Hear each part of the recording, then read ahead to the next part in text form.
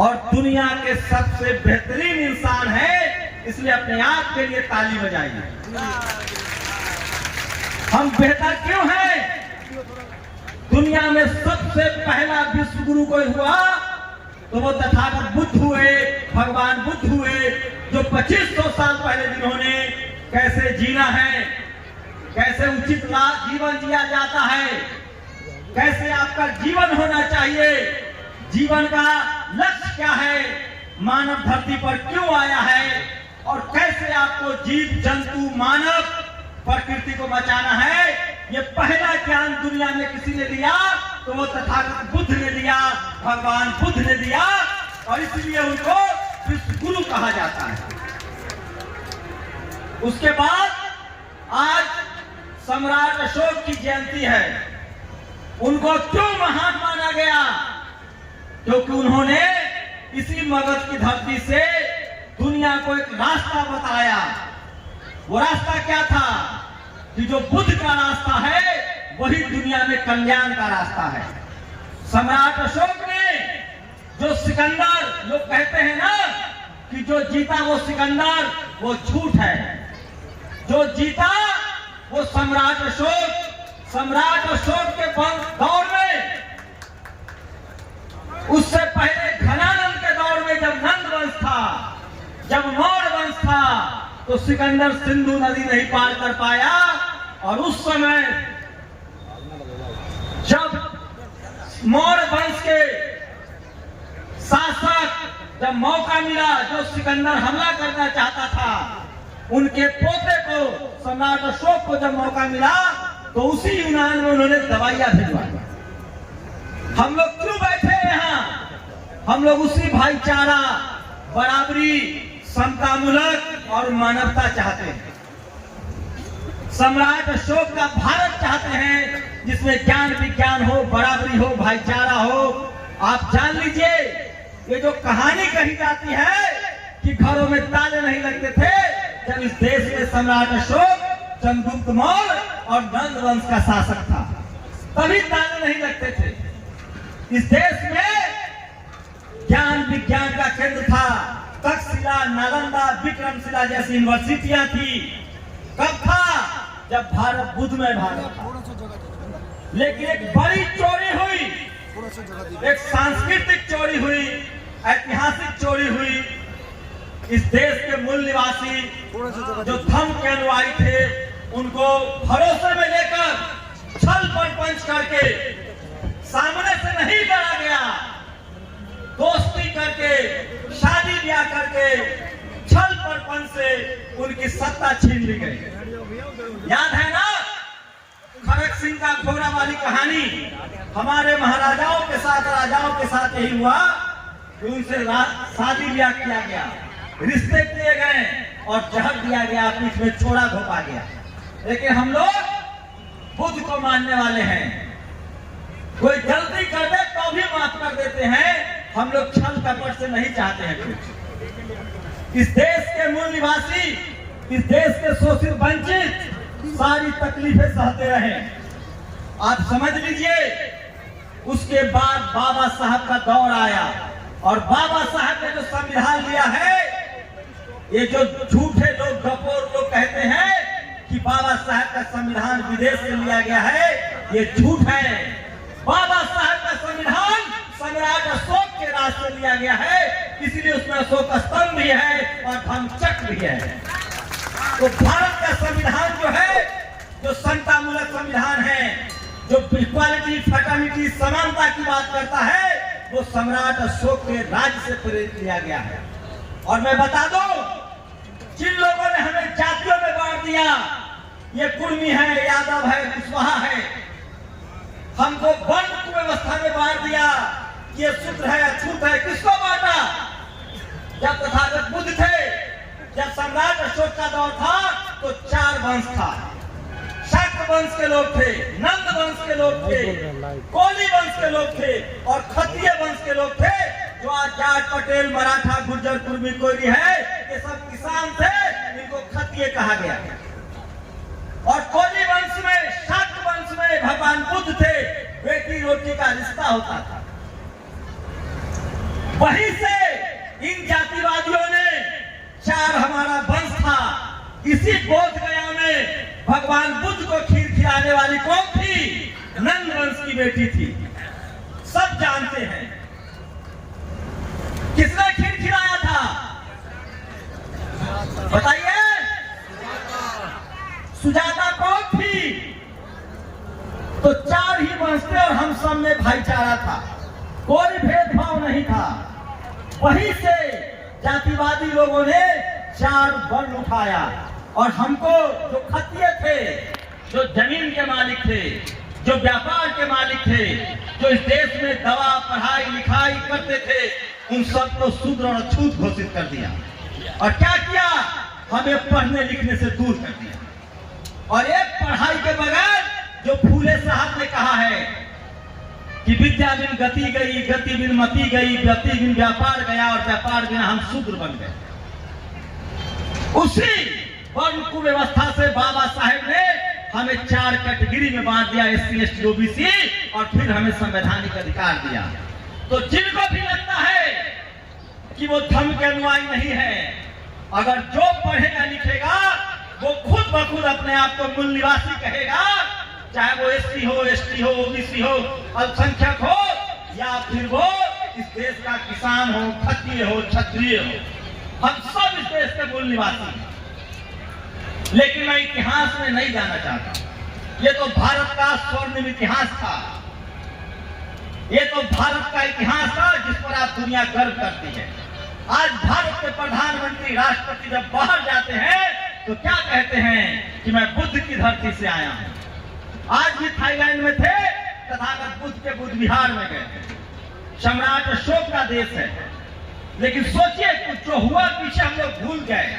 हमें किसी से बदला नहीं लेना है, हमें किसी से नफरत नहीं है। हम बुद्ध को मानने वाले हैं, बाबा साहेब को मानने वाले हैं, हम सब भाईचारा चाहते हैं। हम तो पशु पर, कौन पालता है गाय, कौन पालता है मवेशी, कौन पालता है, खेती कौन करता है? हम सब लोग करते हैं, मेहनत कश लोग हैं। बाबा साहेब ने पूरे इतिहास को पढ़ा और जब संविधान बनाने की बारी आई तो उन्होंने कल्पना की कि भारत में जाति धर्म के आधार पर जो भेदभाव है उसको संविधान के जरिए खत्म किया जाएगा। और उन्होंने कहा भारत के संविधान में प्रावधान किया तो सबको अपनी पूजा और अर्चना की आजादी होगी, बस कोई किसी के भावनाओं को आहत नहीं करेगा। लेकिन क्या हो रहा है आज? जो इस देश के मूल निवासी हैं, जो इस देश की बहुसंख्यक आबादी है, वो आज अपनी उपासना को नहीं जान रहा है। आप बताइए, बहुत लोग हैं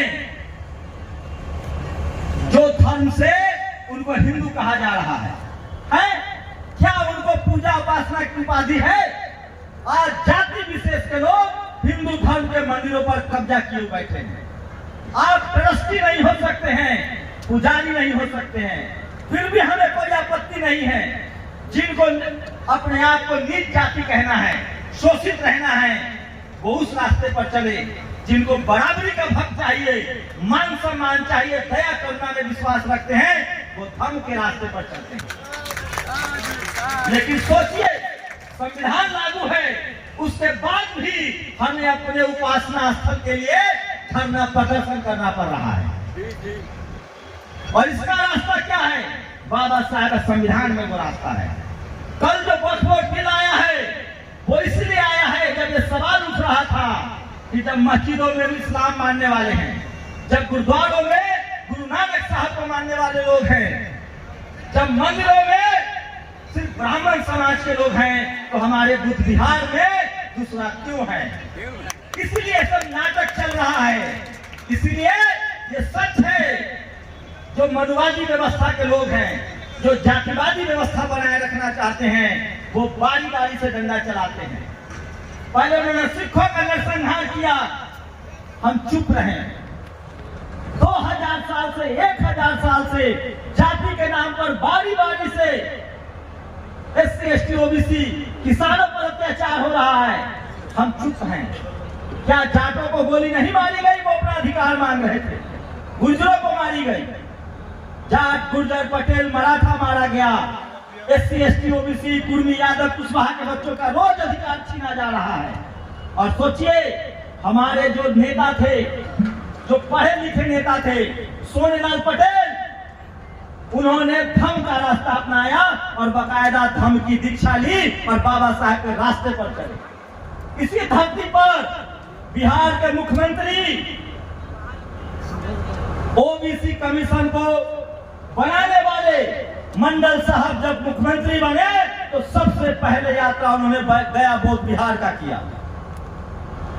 तो मैं कह रहा हूं आज जो हमारे कुछ नेता हैं उनको अपना इतिहास भूगोल नहीं पता है, क्योंकि वो अपने विरासत के दम पर संसद में आए हैं। अगर सड़क के दम पर आते तो वो अपना इतिहास भी जानते। लेकिन कुछ है जो संसद में भी आवाज उठा रहे हैं, कुछ है जो विधानसभा में भी आवाज उठा रहे हैं, और जो लोग भी सुनाई में हमारी आवाज उठा रहे हैं उन सबका स्वागत है। कल हमें किसी पार्टी से मतलब नहीं है। कल उपेंद्र कुशवाहा ने कहा है जो शाक्त वंश के हैं, मैं इसलिए कह रहा हूं जब जड़ खोदा जाएगा तो हम सब शाक्त हैं, कोली है, खत्ती है और नंद वंश के लोग हैं और हमारा धरती है ये। हम लोग बराबरी चाहते हैं। आज क्या हो रहा है, ये बीटिया क्या आया, अगर हमारे नेता सचेत होते तो एक तबका हट जाता। लेकिन जो भाई साहब बोल के गए हैं, हमें राजनीतिक रूप से भी सचेत होना पड़ेगा और वोट का डर दिखाएंगे तभी ये हम पर कार्रवाई करेंगे। इन्होंने, इनको लगता है कि ये बुद्धिस्ट हैं, ये इनके विरोध में हिंदू खड़ा हो जाएगा। कोई नहीं खड़ा होगा। 90% हिंदू जो है वो धर्म का अनुयायी है, वो बुद्ध को मानता है, फूले पेरियार अम्बेडकर को मानता है, वो कोई हमारे खिलाफ नहीं आएगा। चंद मुट्ठी भर लोग हैं जो जातिवाद और मनुवाद करते हैं। और जान लीजिए सिर्फ ये हमारे बुद्ध विहार का मामला नहीं है, हमारे बच्चों के साथ ऐसे ही सोच के लोग स्कूल कॉलेज में भी भेदभाव करते हैं, नौकरियों में भेदभाव करते हैं, जाति के नाम पर गांव ग्राम में भेदभाव करते हैं। ये मुट्ठी भर मनुवादी हैं और इनसे लड़ने का एक ही रास्ता है कि हम सब लोग संवैधानिक तरीके से अपनी बात को जब कहेंगे, बोलेंगे, लिखेंगे तो हमें हमारा अधिकार भी मिलेगा। और हम लोग क्या चाहते हैं, जो भारत की पहचान है वो मेरा क्या है, भारत की पहचान है, दुनिया में पहचाना जाता है, उसकी मान्यता का सवाल है, उसके सम्मान का सवाल है। बस इतनी सी बात है। हजारों मंदिर बन रहे हैं, हम कहाँ कह रहे हैं आप बनाइए, लाखों बनाइए। जो हमारी विरासत है, हेरिटेज है, उसकी सुरक्षा करना इस देश का हक करना। तो आप लोग जो कर रहे हैं भारत के लिए नहीं कर रहे हैं, किसी विचार के लिए नहीं कर रहे हैं, आप भारत की एकता, भारत की पहचान को फिर से स्थापित करने के लिए बैठे हुए हैं। ये काम बहुत ऐतिहासिक है। ये काम कायदे से इस देश के तमाम लोगों को करना चाहिए था जो भारत के संविधान में भरोसा करते हैं। ये काम संसद को करना चाहिए था, विधानसभा को करना चाहिए था, लेकिन मुझे लगता है वो लोग रास्ते से करते हैं। आप सोचिए ये काम क्यों जरूरी है।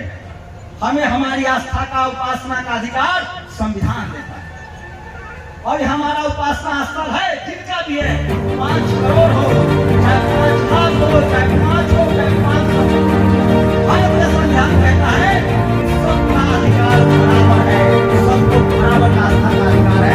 किसी के आस्था के साथ आप भेदभाव नहीं कर सकते हैं। तो हमारे बिहार में दूसरा क्यों है, ये बड़ा सवाल है। आप आइए, जाइए, आप मानिए नहीं मानिए, लेकिन आप हमारी विविधता को, हम लोग क्या कर रहे हैं, बुद्धिज्म क्या है, बुद्ध क्या थे, अंधविश्वास के खिलाफ, पाखंड के खिलाफ, गैर बराबरी के खिलाफ। और हमारे बिहार में बैठ के आप पाखंड फैलाएंगे, आप जातिवाद फैलाएंगे, आप लोगों को गुमराह करेंगे, तो हमें उसका विरोध करना चाहिए। और सोचिए 3 महीने से आंदोलन चल रहा है,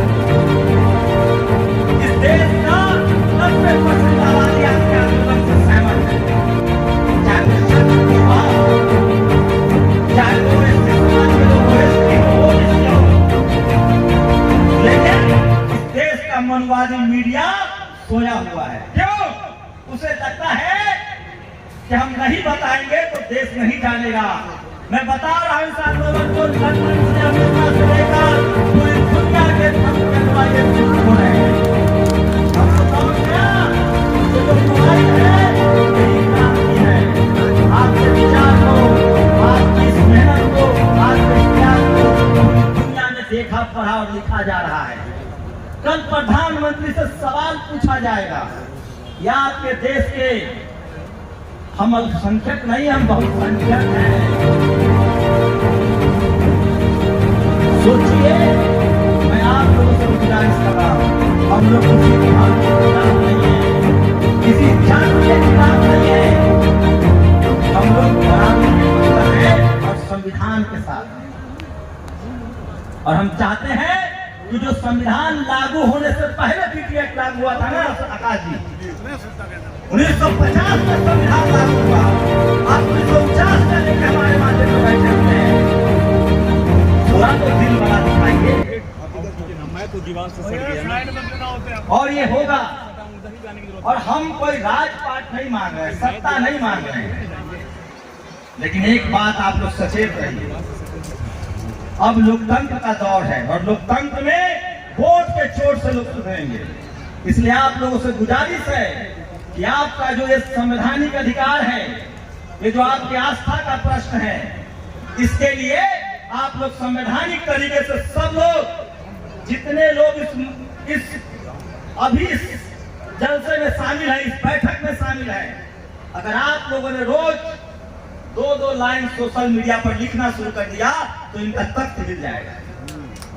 और जो भी आने वाले लोग होंगे, जो भी आने वाली सरकार होगी, हमारे साथ कदम कदम पर छल पर पंच हो रहा है।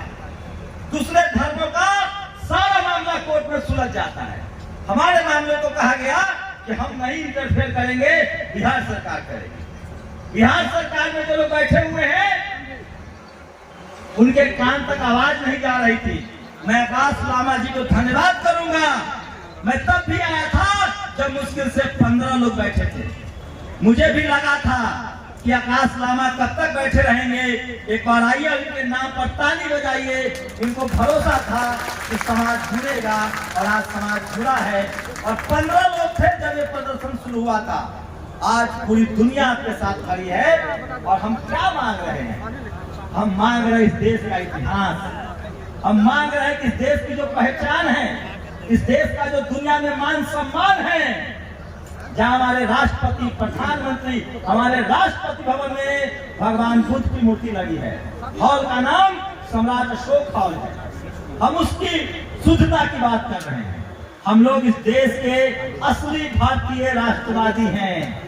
हमें न किसी धर्म से नफरत है, न किसी जाति से नफरत है। हम भाईचारा चाहते हैं, बराबरी चाहते हैं, बराबर का मान सम्मान चाहते हैं। और वो मिलेगा, वो रास्ता जो बाबा साहब ने 1956 में दिखाया है, और वो रास्ता जो बाबा साहब ने 1950 में संविधान दिया है, उसी संविधान से और उसी धर्म के रास्ते से ये देश फिर से गौरवशाली देश बनेगा और भारत विश्व गुरु बनेगा दोबारा, जब यहाँ बुद्ध के अनुयायी फिर से दुनिया को रास्ता दिखाएंगे। आप लोग न संख्या में कम है, न समझ में कम है। और रही बात छल प्रपंच के नाम पर लोगों ने संपत्ति जरूर खड़ी करनी है, लेकिन जिसके पास विचारक की संपत्ति होती है, जिसके पास मानवीयता होता है, करुणा होता है, दया होता है, उससे बड़ा संपत्ति किसी के पास नहीं होता है। और नहीं ऐसा है तो तथागत बुद्ध ने तो राज छोड़ा था। अरे लोग राजा बनने के लिए लड़ते हैं, हम जिनकी आराधना करते हैं, हम जिनके उपासक हैं, उन्होंने तो राजपाट छोड़ के और मनुष्य को मनुष्य बनाने में लगा दिया। तुम क्या राजपाट का डर दिखाओगे हमें? हमारे पूर्वजों ने तलवार त्याग कर दुनिया को मानवता का पाठ पढ़ाया है। अखंड भारत का निर्माता सम्राट अशोक ने तलवार रख दिया था और धर्म का रास्ता अपनाया। तो हमारे पूर्वजों ने, हमारे बाप दादाओं ने राजा महाराजा के पद को लात मारा है और मानवता का रास्ता अपनाया है। तुम क्या हमें राजपाट का डर दिखाओगे और क्या लालच दोगे? क्या मैं झूठ बोल रहा हूँ, गलत बोल रहा हूँ? हमारे लिए सबसे बड़ी लड़ाई है मानव मानव एक समान, बराबरी हो, समानता हो, भाईचारा हो, सबको मान सम्मान मिले, किसी के साथ जाति धर्म लिंग के आधार पर, रंग के आधार पर भेदभाव न हो, वही असली बुद्ध के विचारधारा। तो हम लोग जो ये लड़ाई लड़ रहे हैं, ये बराबरी के लिए लड़ रहे हैं और भारत की पहचान के लिए लड़ रहे हैं। और भारत की पहचान धम्म है, भारत की पहचान तथागत बुद्ध है, भारत की पहचान सम्राट अशोक है, घनानंद है, मौर्य वंश है, शाक वंश है। इतिहास भी बचा रहे हैं और भारत का संविधान भी बचा रहे हैं। अगर इस लड़ाई को नहीं लड़ा जाएगा तो भारत के संविधान में जो सबको बराबरी का हक दिया हुआ है वो भी खतरे में आएगा। फिर जो चाहेगा सत्ता के दम पर उसका दमन करेगा। इसलिए हम लोग के पास एक बड़ा इतिहास है, हमें गर्व करने लायक इतिहास है, अनुसरण करने वाला इतिहास है। आज सम्राट अशोक की जयंती भी है। उन्होंने हमें बताया है कैसे दुनिया में राजा अपने बेटा को राजा बनाता है। सम्राट अशोक ने क्या किया, उन्होंने अपने बेटा महेंद्र और बेटी संघमित्रा को राजा नहीं बनाया। दुनिया में कहीं इतिहास है ऐसा? उन्होंने अपने बेटा और बेटी को धर्म की विचारधारा के लिए, मानवता के लिए राजपाट त्याग दिया। इसलिए हम लोग नैतिक रूप से, मानवीय रूप से सही आदमी है, इसलिए न हमें किसी से डरना है न किसी से लड़ना है। हम लोग संविधान मानने वाले लोग हैं। आज बाबा साहब का संविधान है और वो संविधान हमें बराबरी का हक देता है और संवैधानिक तरीके से हमें अपना हक चाहिए, अधिकार चाहिए, जिसमें न किसी को नुकसान हो न किसी का घाटा हो। इसलिए आपको पूरा देश मुबारक। कम से कम तथागत बुद्ध की जो विरासत है, जहां उनको ज्ञान मिला, जहां से उन्होंने दुनिया को ज्ञान दिया और जहां से वो विश्व गुरु कहलाए, कम से कम उसकी पवित्रता का ख्याल कीजिए और वहां से अंधविश्वास पाखंड फैलाना बंद कीजिए। इतनी ही मांग है ना हम लोगों की, और ये मांग जायज है। मालिक के हमारे बाप दादा गति छोड़ छोड़ के आए, मालिक नहीं मानव बनने की लड़ाई है ये। हम लोग मालिक नहीं बनने आए हैं, मानव बनने आए हैं। तो ये लड़ाई बराबरी की है, मानवीयता की है, करुणा की है, दया की है। हम लोग बुद्ध के अनुयायी हैं। राजपाट जो व्यवस्था राजपाट में भी था, जब राजपाट भी चलता था, राजाओं का भी दौर था, तो हमारे राजा मानवीय हुए। और जब लोकतंत्र का भी दौर आया तो हमारे पुरखों ने स्कूल खोले, अस्पताल बनवाए, कॉलेज यूनिवर्सिटी बनवाई, बाबा साहब ने ज्ञान विज्ञान का रास्ता दिया। तो जय संविधान।